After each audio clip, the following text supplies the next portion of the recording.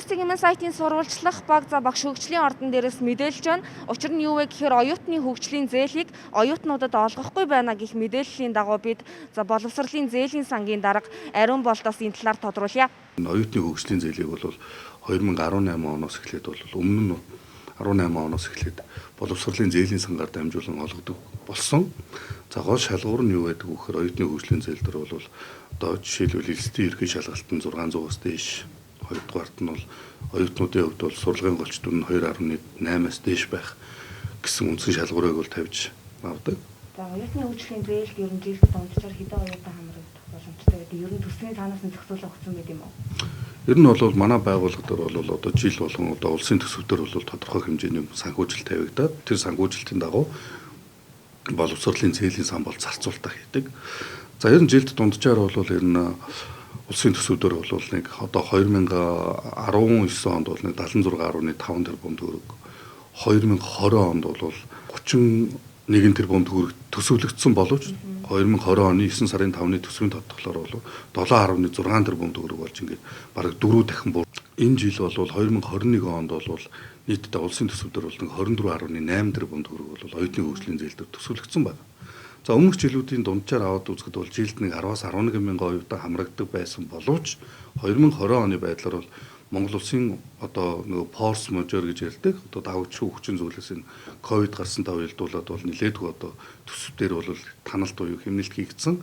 Энэ хүрээндээ бид нар бол нийтдээ нэг 7.6 тэрбум төгрөгийг 2020 онд нэг 4200 гаруй оюутанд бол олгосон байт. За энэ жил бол бид нар одоо сая одоо 2021 оны 2 дугаар сарын 1-ний өдөр боловсрол шинжилгээ ухааны сайд сангийн сайд хоёрын хамтарсан тушаалаар А3408 гэдэг тушаалаар бол нийтдээ нодлонгийн буюу өнгөрсөн намрын 2020-с 21 оны одоо 9-с 12 сар гэж ойлгох нь шүү дээ. Өмнөх жилийн 5028 оюутанд 8.1 тэрбум төгрөгийн санхүүжилтийг нөхөж олгоё нэгдүгээр. Хоёрдугаарт нь одоо энэ хаврын улирал буюу одоо энэ 1 сараас 6 сар хүртэлх 6635 оюутанд 9.9 тэрбум төгрөгийг олохоор 2 сарын хамтарсан тушаал гаргасан. Одоо бид нар яг энэ тушаалынхаа хэрэгжилтийн биелэлтэнд хяналт тавиад одоо явж байна. За ингээд бол одоо 3 сард бол энэ мөнгүүдийг бол тодорхой шийдвэрүүд гараад одоо олгоно. Тэгэхээр энэ эргэн төлөлтийн асуудал бол бид нар бол маш чухал байдаг.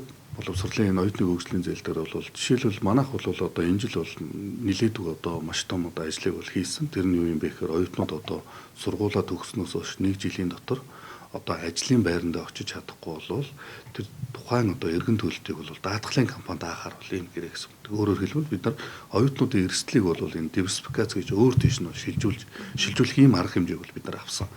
Зүгээр эргэн төлөлтийн асуудал бол яг засгийн газрын журмаараа бол 6 жилийн дотор гэж байгаа. Тэгэхээр нөгөө хүүхдүүдээс бид нар одоо авсан зээлтийн дүүцүүлээд одоо нэг тодорхой интервал гаргаад тэр интервалынхаа дагуу 6 жилийн дотор бол төлдөг. Хэрвээ оюутан өөрөө тухайн иргэн өөрөө төлж чадахгүй бол энэ бол Монгол банкны зээлийн мэдээллийн санд орчдөг. Монгол банкны зээлийн мэдээллийн санд орчхоор хэрвээ манаа дээр одоо зээлийг төлөхгүй бол муу зээлдэгч юм уу одоо найдваргүй зээлдэгч болоод бусад одоо яг үхэр банк санхүү бусад үйлчлэгэнд бол энэ хамрагдах эрх нь бол хязгаарлагддаг учраас оюутнууд бол ер нь нэлээд сайн төлдөг.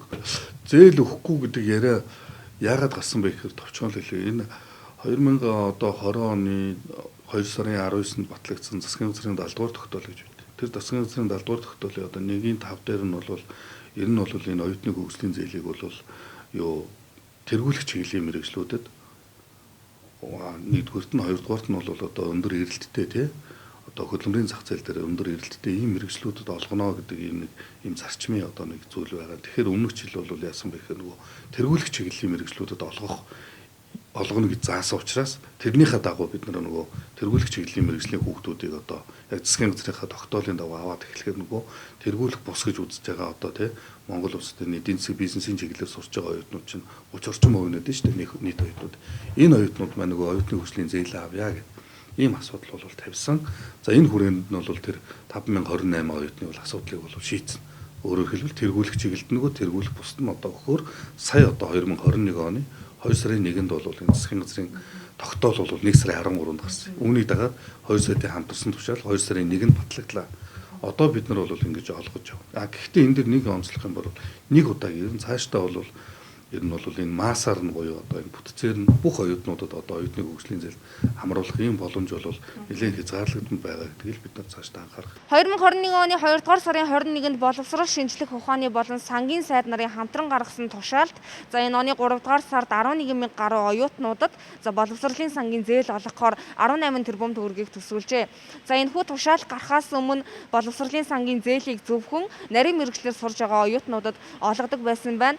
За үүнээс улбалан иргэд болон оюутнуудын дунд за боловсролын сангийн зээлийг олгохгүй юм байна гэх ташаа мэдээлэлтэй байгаа юм байна.